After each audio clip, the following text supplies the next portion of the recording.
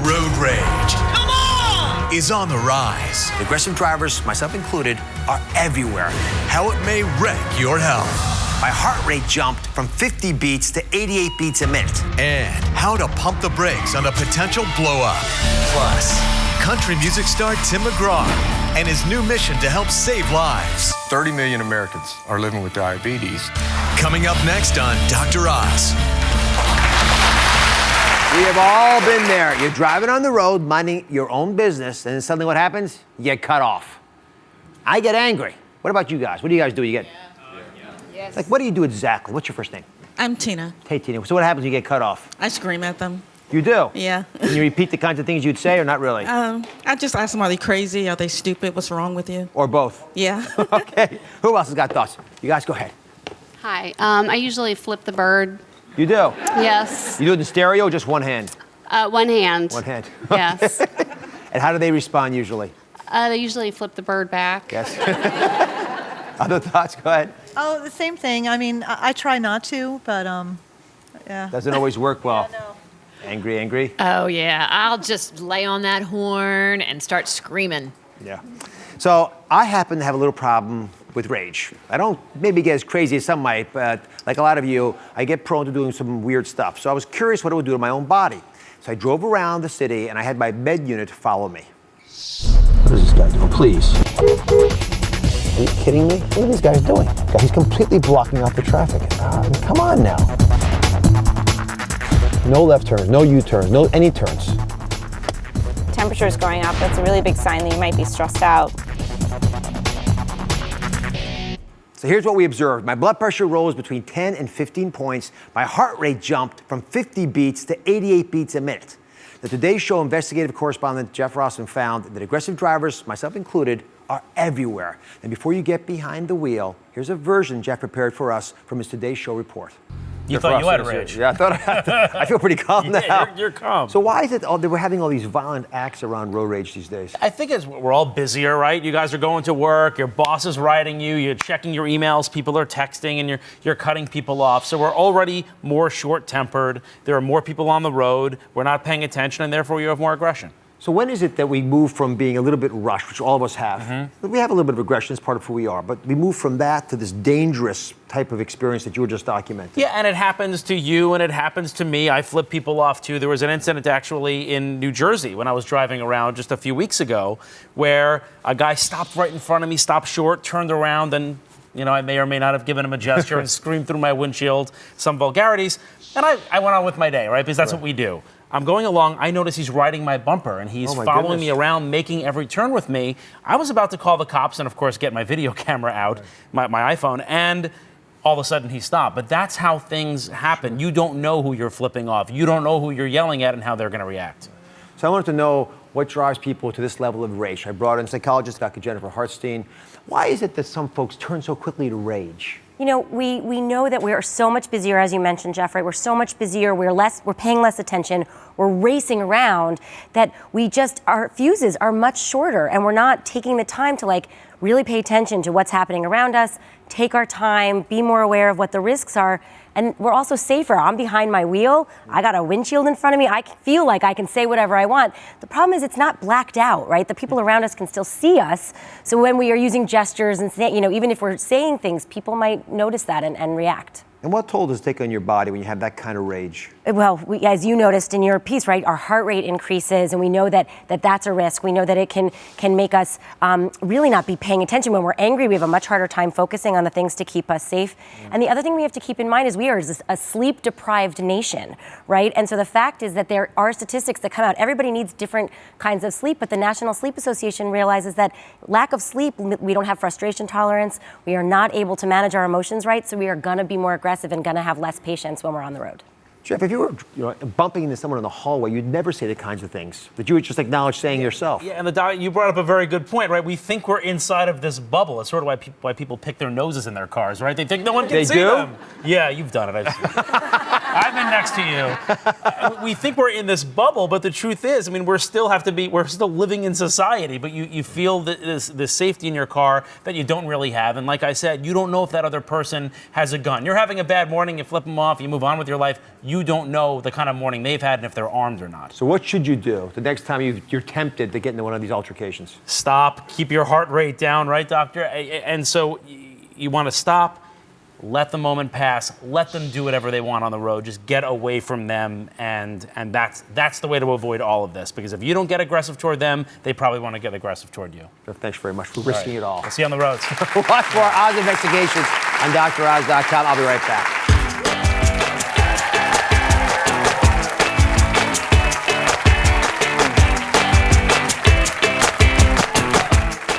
How do you keep your temper under control? Ever since I was little, I've had a short fuse. Now that I'm a dad, I want to set a good example for my son. Whenever I start to feel like I'm going to erupt, I take 10 deep breaths. Share yours on Facebook.com/Dr. Oz. Next, he's one of the world's most influential people, country music superstar Tim McGraw. How healthy living changed his life and his new mission that helps save others. 30 million Americans are living with diabetes. Plus, his secret guilty pleasure. Next. All new Oz. Cleanses promise you weight loss, glowing skin, and instant energy. But which one works best for you?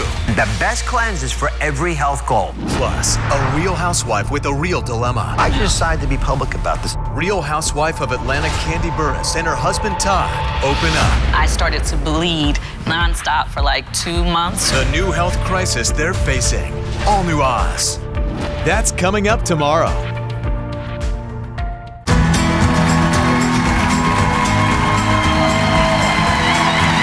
For nearly 25 years, Tim McGraw has been at the top of the music industry, and he's just been named one of Time's 100 most influential people. Everyone, please welcome country music superstar Tim McGraw.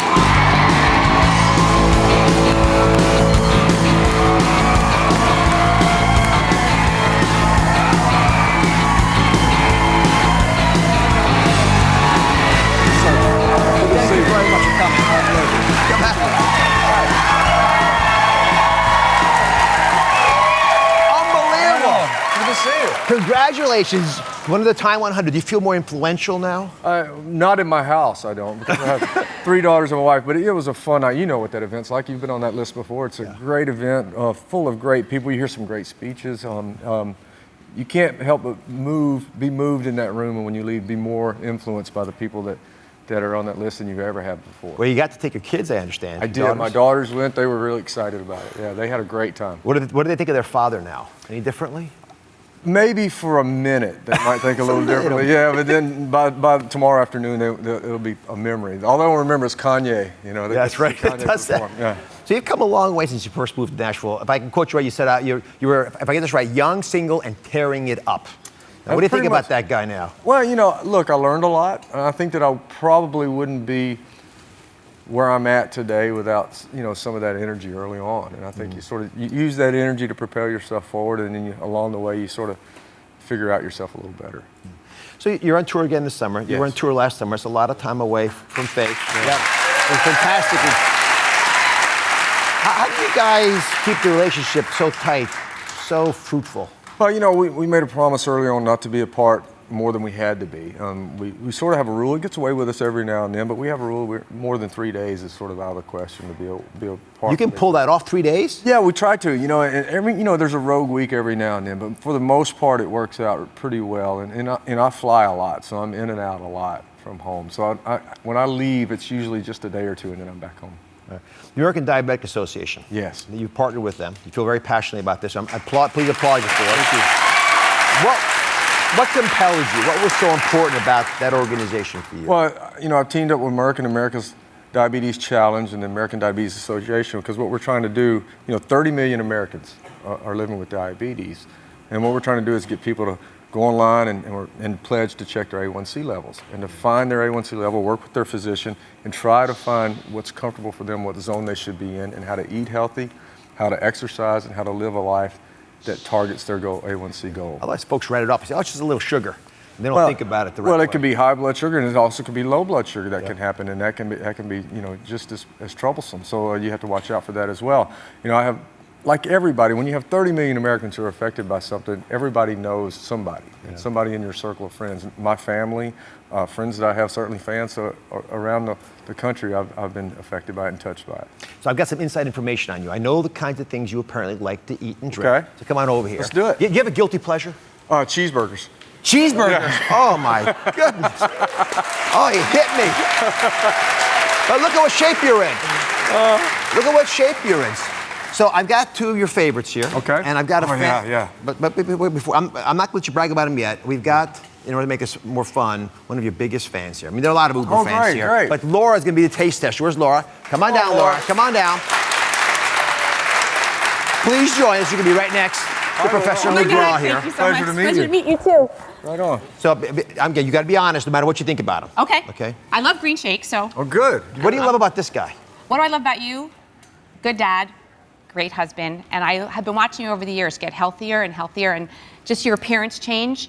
And I'm somebody who lost a lot of weight a long time ago, so that's something I admire about you too. Thank you, and good for And I you. love that you love to eat healthy. It's not the hat. I love the hat. My mom's a huge country fan, That's so fantastic. my mother's Would I look good probably in that more hat? excited than me. I think you would look good. I think you Can should I just try try it this on. once? Here, we can try it really quickly here. I don't know. All right.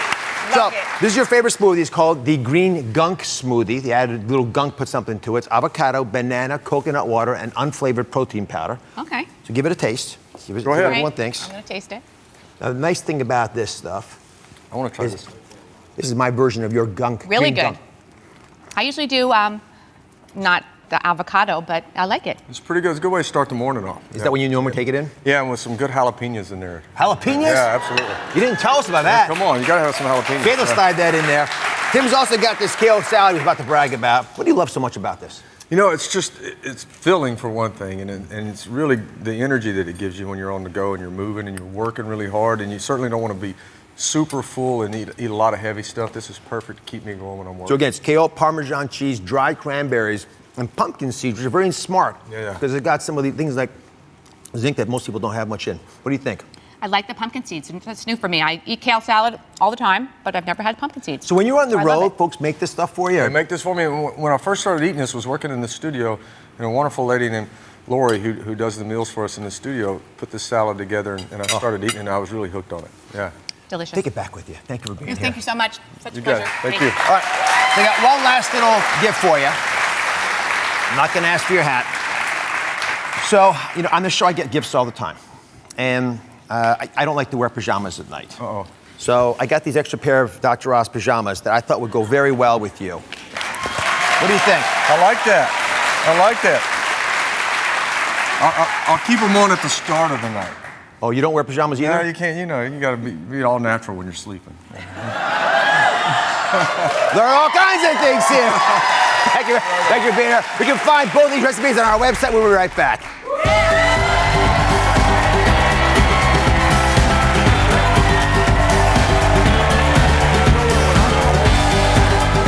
Which healthy food do you always crave? Kale. I was never a big kale fan until I had it at my favorite restaurant. I had no idea it was so tasty. Now I have a kale salad every day for lunch and I don't feel like I'm dieting. Share yours on Facebook.com/Dr. Oz.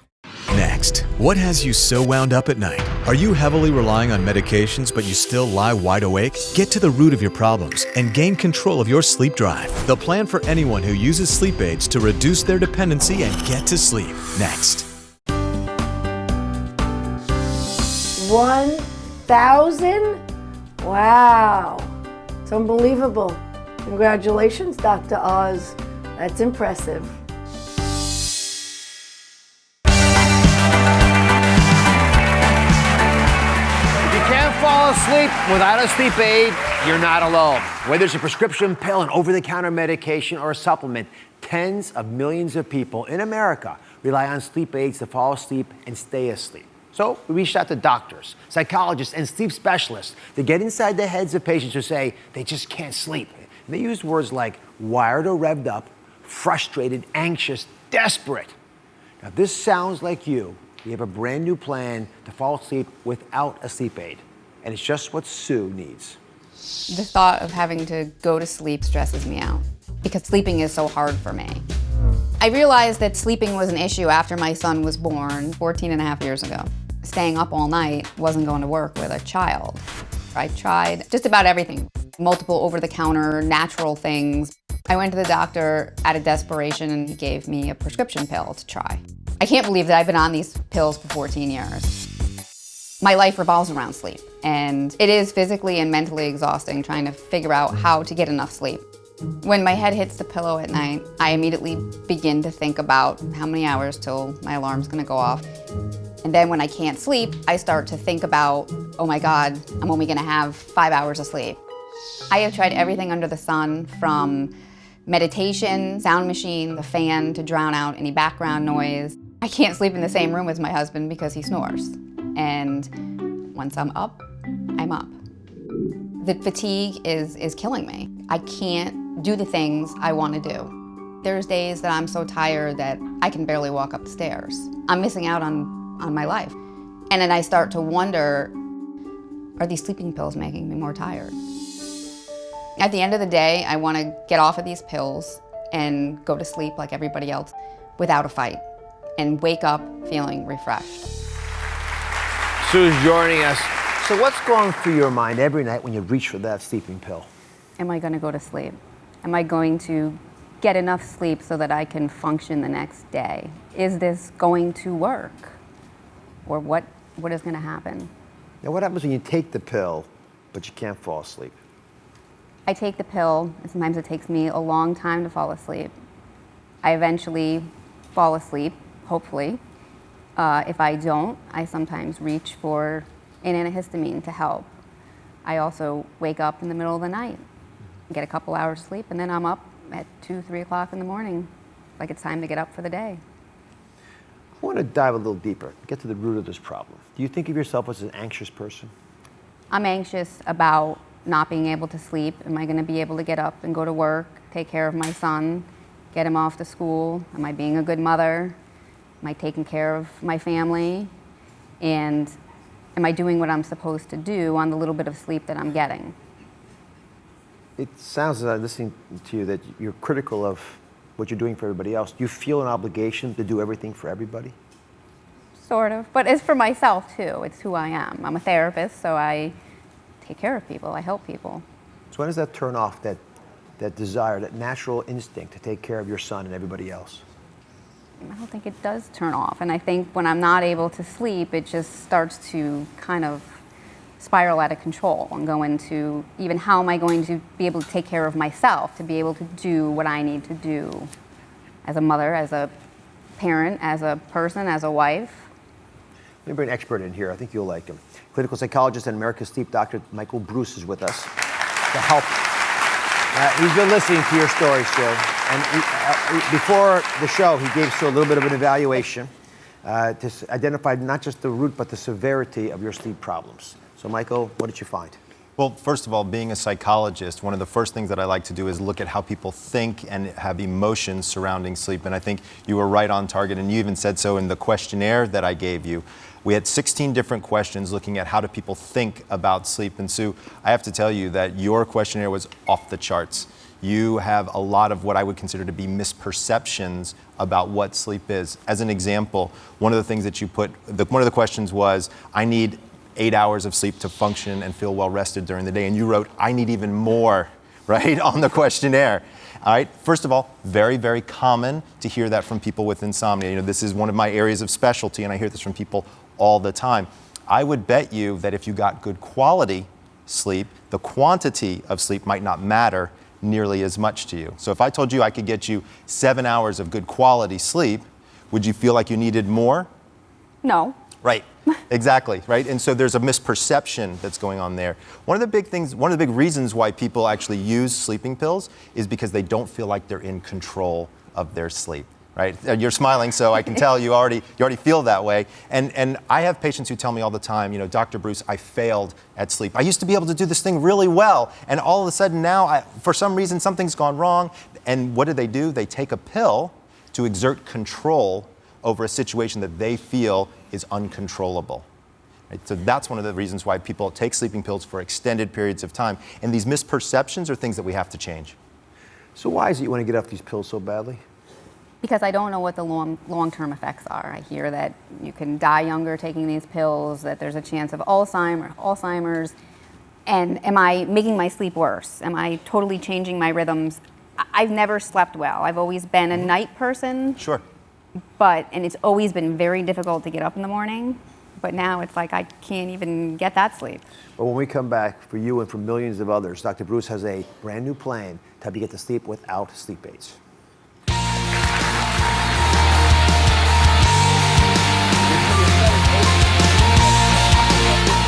Tell us, how do you get to sleep?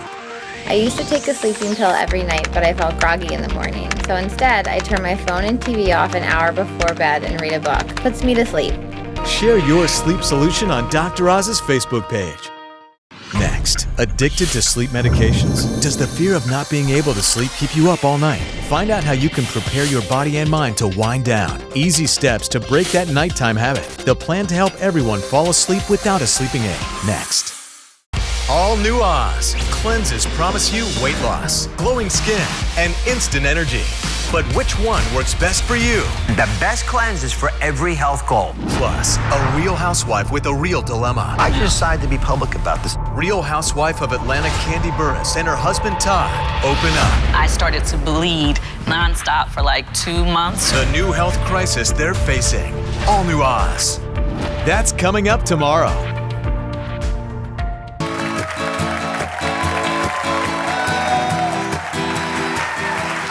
Today, the plan to help you fall asleep without sleep aids. The root of the problem for millions of you who rely on sleep aids is the anxiety and the fear of not being able to sleep. Dr. Bruce, you argue that like you, there are millions of other folks out there who feel tired all day long.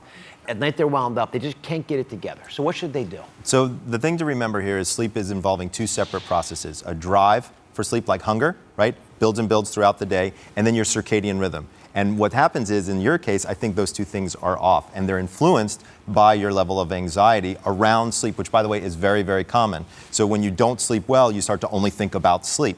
So what people have to remember is sleep is not an on-off switch, but when we use a pill, we enforce that, and it turns it into an on-off switch. It's really like slowly pulling your foot off the gas and slowly putting your foot on the brake that really will allow an individual to be able to get to sleep on a more natural basis. So what's happened when using a sleeping pill for as long as you have is you've replaced that drive. Right? And so your brain says, oh gosh, here comes that compound again. I don't need to, facilitate this drive, and then you don't have drive, and then your anxiety overrides everything, and there you are, what I call wired and tired. Right? Your body's exhausted, but your brain just goes and goes and goes. So Dr. Bruce says the first way to break the sleep aid cycle is to go to bed later. So this is later. You hear it. It's counterintuitive. It's not what Right. you'd expect. Please make sense of this for everybody. So what most people don't think about is they have insomnia and they say, oh my gosh, I'm starting to feel tired. It's earlier in the evening. I'm just going to sneak into bed. Hopefully I can catch a few extra hours, maybe catch up.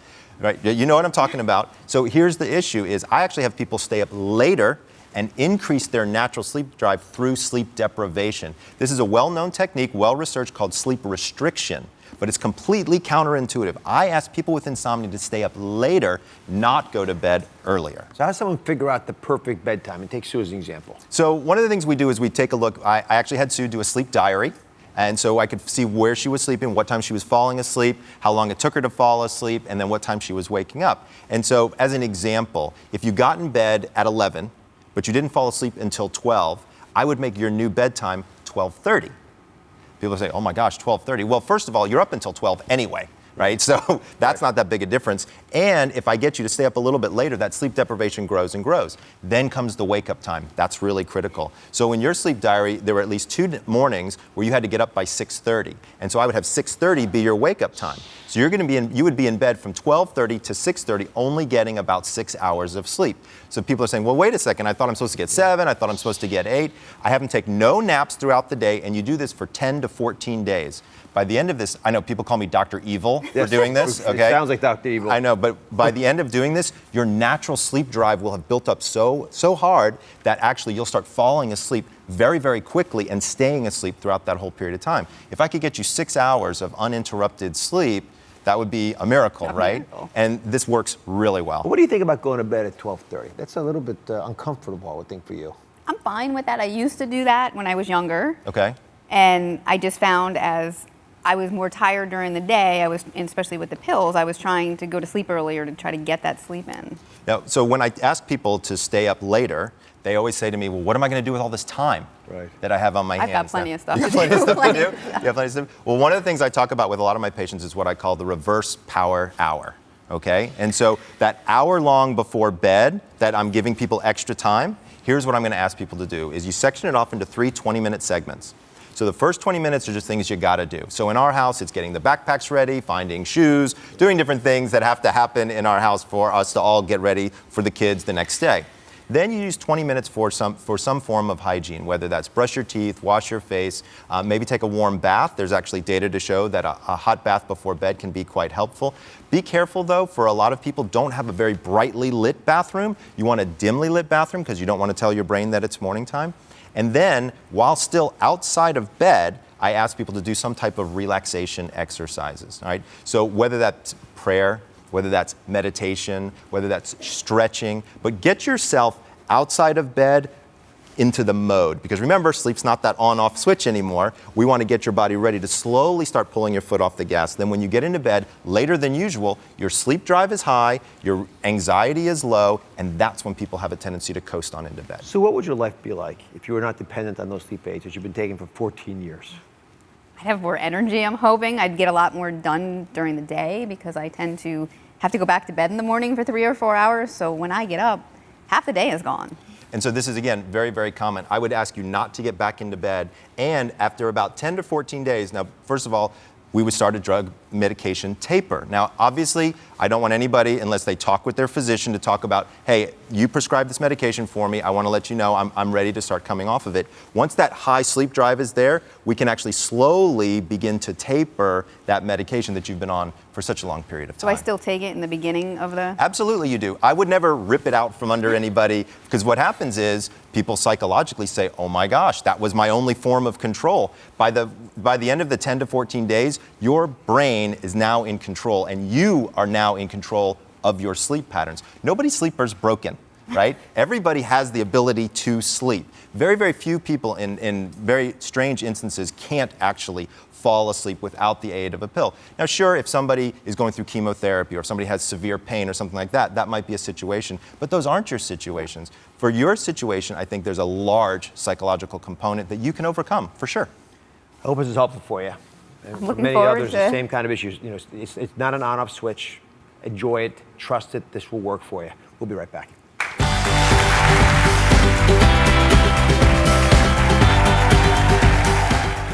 How do you naturally fall asleep? I instituted a no technology policy in my house after my husband and I couldn't sleep. So after dinner, there's no TV, computer, cell phone, etc. It helps calm us down and fall asleep. Tell us on Facebook.com/Dr. Oz. Coming up next, get ready for a blast from the past. We're looking back on the health trends from the last few decades, which were cringeworthy and which are still worth trying. Plus, the current hottest craze that has staying power. Coming up next. A daytime television event. 6 years in the making. Emmy Award-winning Dr. Oz celebrates his 1000th show with the biggest moments, the biggest surprises, and the interview Dr. Oz has been waiting for. Hugh Jackman. Save the date. The celebration kicks off Thursday, May 7th. That's coming up next week.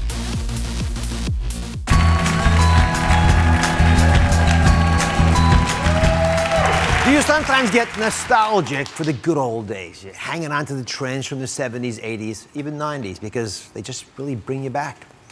Here's what I used to look like. This is me in college, about 1980, like the little Beatles haircut I got. I had a broken arm from playing football. Well, today, that's me. Well, today we're taking a walk down memory lane to see how you guys looked, looking back on the health trends through the ages, and some of them are a little cringeworthy, and others maybe due for a reboot. First, take a look at this hilarious video. It's what happens when kids and teens of today get their hands on some of the most memorable health trends we remember all too well. Take a look.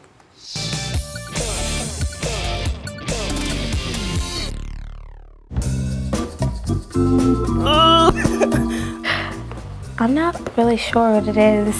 Is there like different settings on this? Was this like a regular thing? Did people actually do this? when? Is this like a unicycle for your feet? Do they like take apart like a really big plastic car? Or like you hold it here and then you like go up and down? Oh, do you do that? A very big Lego car. You should wear a helmet when you do this. Whoa, this is really different. We have something like it in our attic. Is this like the retro Dance Dance Revolution? I don't even know how to turn that on. Is that where you put the disc in? For people who are like 60 now, I'm sure this is great. A weight kind of thing. It doesn't look like exercise equipment. It looks like it's gonna be in like a torture chamber. Not feeling like I'm getting toned. Like you might as well churn butter. Same amount of work, but you get butter. This is just awkward. And this worked?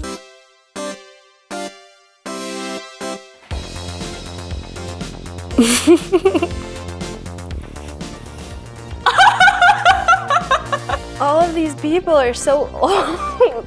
The guy has like really shorts on. He is very spirited.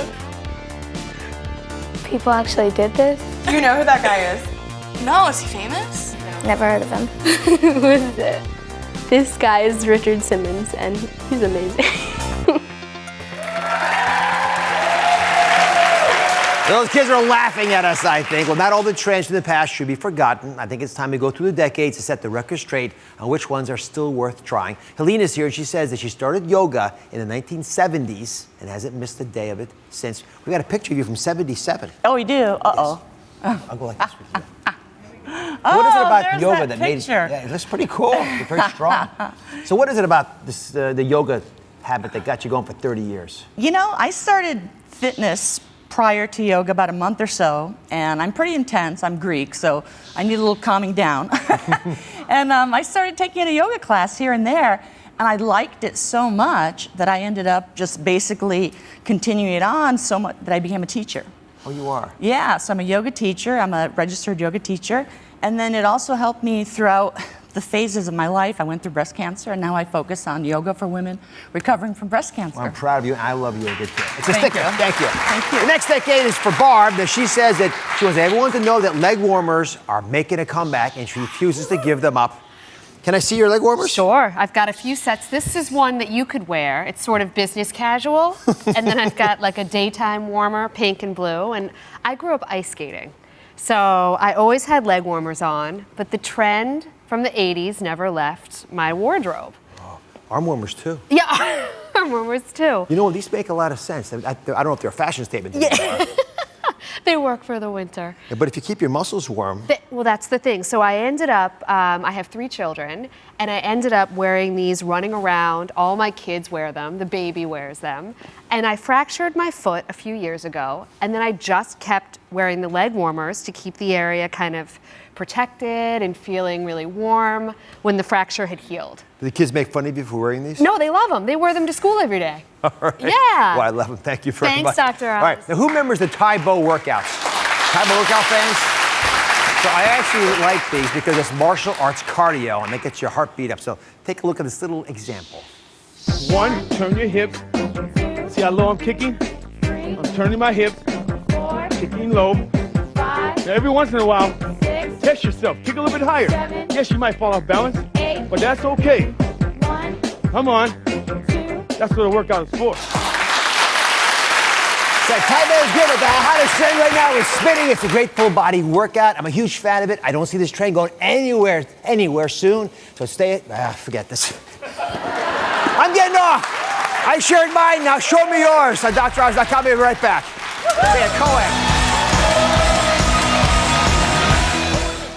All new Oz. Cleanses promise you weight loss, glowing skin, and instant energy.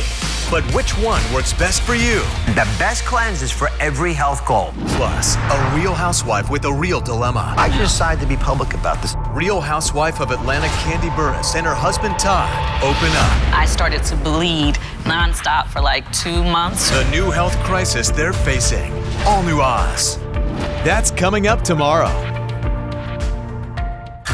A daytime television event. 6 years in the making. Emmy award-winning Dr. Oz celebrates his 1,000th show with the biggest moments, the biggest surprises, and the interview Dr. Oz has been waiting for. Hugh Jackman. Save the date. The celebration kicks off Thursday, May 7th. That's coming up next week.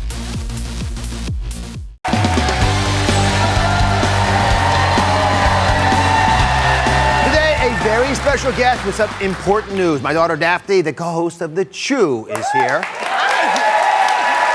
So thank you for the visit. So what's the occasion? What's the big announcement? Well, why don't we let Philo tell everybody? But before we do that, I'm going to give everyone some clues. It's not fair. Is that okay? Come on back here. Sure. All right, so Daphne's prepared 3 clues. I hope these work for you, Daphne. All right, clue number 1 is this. I want the audience to think about what this could mean. Why am I showing you pizza, which I very rarely talk about in this show? Clue number 2 is a pillow. So it's a sleep-related issue, pillow, I guess. Let's show clue number 3.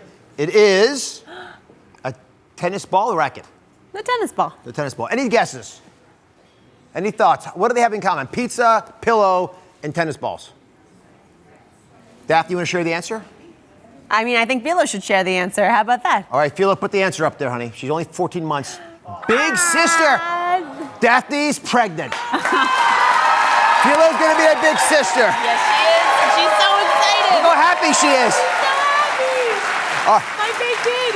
So let's go to the clues. Why the pizza? Well, the pizza's because that's what I crave all the time. I want cheese, I want bread, I want salty. So that's what I've been craving is pizza, pizza, pizza. And I live in New York, so that works out great. And the pillow? The pillows, I'm tired all the time. I wish I had more time to nap, but really that is up to Philo most days. And what about the tennis ball? Well, the tennis ball is because you always said that when Mommy was pregnant with me, she got really good at tennis. She was, acing you left, right, and center. She did. She'd settle down. You put a little weight down here. You focus on the right things you can do. Yeah. I always thought that pregnant women were very, they're just cool. Well, we're aware. We're coordinated. We're, we're aware of all the attack positions. So you want to share with everybody when my new grandchild is due? He or she, and we're definitely going to find out this time because I didn't find out with Philo and it was driving me crazy, is due in October. Ooh, October. And you feeling okay? Obviously? I feel good. Yeah, I'm in second trimester now. I feel much better. Feel good now. The big question, the dynamic for everybody is, how is Philo going to do with being a bigger sister? I think she's going to be a great big sister. But I also know that so I was 4 when you guys had Arabella, our second. And she, took my only child away. And I definitely wasn't thrilled the first couple of times I met her. She renamed Arabella Princess. Don't say that because I know people with that name. And I don't. Wow, she thought the name was too pretty, so she renamed her, but this is the kind of...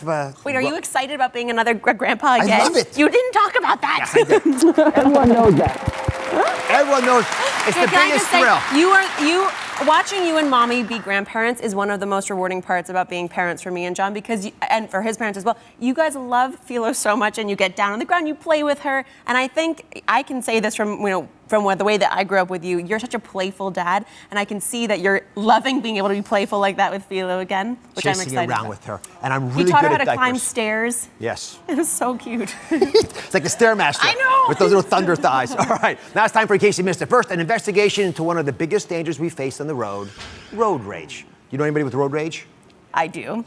I'm standing next to it. Can I tell the story about Lot D? Abbreviated. So when I was little, we'd pack all the kids into the van and we'd drive to the airport early in the morning, and my dad found cars coming out of Lot D at Newark Airport, so he knew there were spaces open, and he pulls up there and he's all ready to go, and we're running late for the plane, and my mom's screaming anyway, and the security guard wouldn't let us enter because Lot D was closed. Yes. And I had road rage. He had a tantrum. Full tantrum. Well, back to the show. I'm no stranger to it. Many of you have the same issues. Here's what we observed. I actually did a little experiment. The medical unit followed me around the show today, and we observed that my blood pressure rose between 10 and 15 points. My heart rate jumped from 50 beats to 88 beats per minute. So Daphne, I know, look at me out there. So what should someone do if they encounter someone like me? If you encounter someone like my dad that is in that heightened state, do not engage. Just let them pass. If you're able to grab that license plate number, take note of that. Next, we had Tim McGraw here. Showed us how to make his green gunk smoothie that he eats all the time when he's on the road. It's got Look how good he kale. looks. He looks fantastic. Kale, avocado, banana, coconut water, unflavored protein powder. Would you drink that? I would. I'm not a huge fan of protein powder. I might add some almond butter instead, but I like the rest of that. I like the green gunkiness was nice. And next, if you're one of the millions who rely on sleep aids, listen up to this tip to help you get your Z's without pills. I want you to have reverse power hour. This extra time before bed is going to help your body prepare to wind down for sleep. We got it all on DrOz.com. But most importantly, start your day the right way by preparing everything ahead of time. When you go to bed at night, you're very relaxed. Make sense? Yeah.